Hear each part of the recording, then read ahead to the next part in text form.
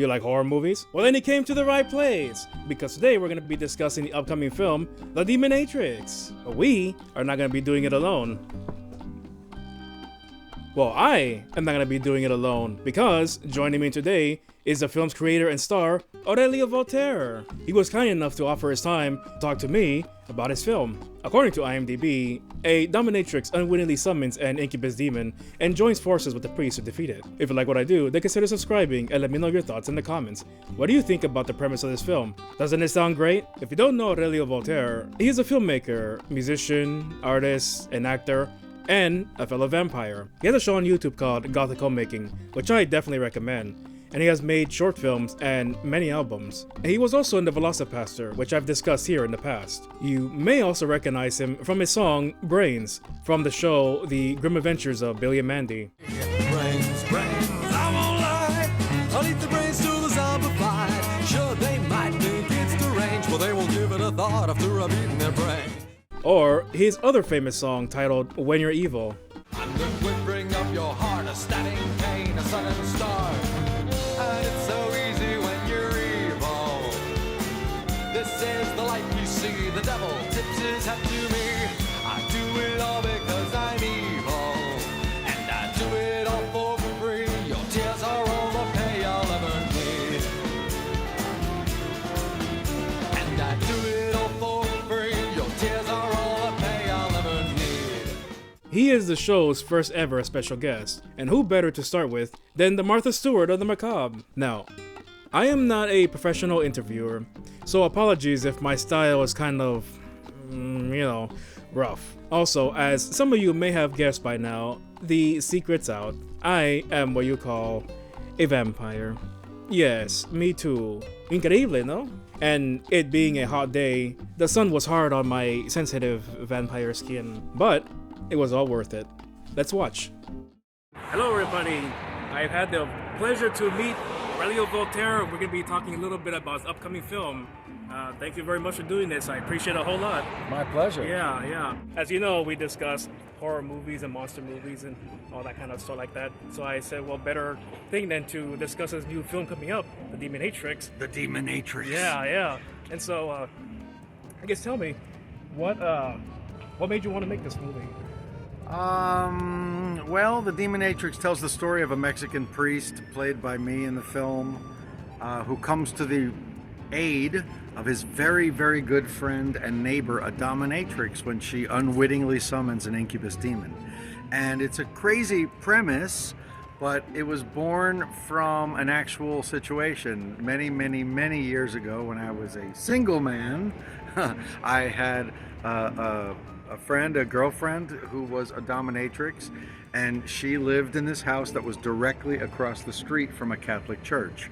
And every time I would see that Catholic church, I would just think the juxtaposition of these two places were so interesting. This place that was basically a house of domination, directly across the street from a place that was a place of worship. Yeah. And one day I think I just wondered to myself, wouldn't it be interesting if her mail was accidentally sent over there? And the priest got the mail and thought, oh, this is my neighbor's, let me go across the street and bring it to her. And he walked inside and like, oh my, what's this, And that really is what sparked this, the concept for the Demonatrix. But, I've been a lifelong monster fan. I was a monster kid growing up, and I made stop motion films all through my childhood. So it's been a lifelong dream to make a feature-length horror film, and at long last it has happened. Yeah, definitely check it out when it comes out. I know I will be, And I guess my next question is, what was the most challenging thing about making this film? Well, first of all, directing a feature film, directing your first feature already is such an insane undertaking. But starring in the film as well as directing it definitely had to have been probably one of the least wise choices I made, because there's so much pressure trying to know what you're going to do on set as a director. And then on top of that, I am, memorizing lines the night before. So, there's so much to do as a director. You're thinking about plotting, you're thinking about schedule, like what are the shots that we're going to shoot in which order. You're thinking about wardrobe, you're thinking about a million different things. And then on top of that, you're going to be in front of the camera if you're also starring in the film. So I would literally be in my hotel room in Seattle trying to organize what was going to happen the next day, while at the same time trying to learn these huge blocks of lines, Yeah. you know. So it was very, very, very challenging, but you know, ultimately at the end of the day, very rewarding. So what was the most memorable thing about making the film? I mean, there's a lot of very memorable things about making this film, but certainly the cast, you know, getting to work with Hannah Fearman from the original VHS, who was a surprise every single day. She was just so amazing, and her character is so multifaceted. You know, she's a dominatrix, so you expect that kind of domineering quality from her. But as the film progresses, she becomes more and more vulnerable as this demon is sort of infesting her life. So she becomes more vulnerable, and she just nailed that as well. And the parts of the film that had terror involved, like you really felt like this visceral terror from her. So she was just so multifaceted, and I just remember standing there, you know, because I am on camera with her a lot of the time, and I'm looking, like, marveling at her ability as an actor. So that was really memorable. Of course, getting to direct Doug Bradley, Pinhead from Hellraiser, he's in our film as well, and being on set with him, you know, is not something I'm going to forget anytime soon.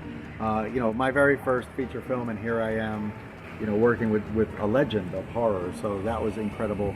And then, you know, our monster was made by Norman Cabrera, who did work for Guillermo del Toro on various projects, including the Hellboy monsters. And inside of our monster suit is gothic legend Ogre from the band Skinny Puppy. Oh, okay. And those people who are not, you know, industrial music fans may know him as Pavi from Repo the Genetic Opera. Yeah. And I'd never met him before. Somehow, you know, like, I'm a goth singer, he's a goth singer. We've known about each other for decades, but we had never met. And when he came on set at meeting, he was so gracious and so incredibly kind and generous and humble and down to earth. And it was really just like one of those moments where I really, honest to God, felt like I'm meeting this gothic legend, and he's just such a down-to-earth, regular, normal guy. And so there's a lot to remember and a lot to cherish about this production. That's very good to hear, yeah. And, well, you're a gothic legend yourself, so... Oh, I don't know about all that. Yeah. Yeah, and when does it come out, and where can we see it? Well, principal photography is finished, so the majority of the film has been filmed. We have one flashback scene we need to shoot in Mexico, and that might happen in December. Okay. And then, of course, there's a lot of editing and post-production and special effects and score writing that needs to happen. And I'm really, really, really hoping that all of that will be done by the early 2025. My hope and my goal is that this film will be screening in film festivals by the fall of 2025. Okay. And then you just cross your fingers and you hope that a distributor sees it and likes it and wants to put it out and offers you a deal. So, you know, the answer to the $1 million question, which is where can I see it? That's going to ultimately depend on who shows interest in the film, and, you know, does it end up on Netflix? Does it end up on Amazon? Does it end up on my own YouTube channel? These are the questions that we will not have answers to until the film is finished and it's playing in film festivals. Okay. Well, when there's ever any update, I will definitely put it in the link below the video, and be sure to check it out. For real, check it out, because I didn't think I would be able to do an interview with the great Voltaire today, but he was so kind to do it. And so it's like, please show him appreciation by checking out the film, going to his YouTube channel, and just saying, you know, thanks for all your everything you do in the gothic world and everything. So, thank you. And while you wait for the Demonatrix to come out, please come and watch my goofy YouTube show, Gothic Homemaking. Oh yeah. It's on YouTube right here at a channel called the Lair of Voltaire. We'll see you there. Yeah. Thank you very much. I appreciate Pleasure. it. Thank you. Thank you. I'm lying through my teeth. Your tears are all the company I need.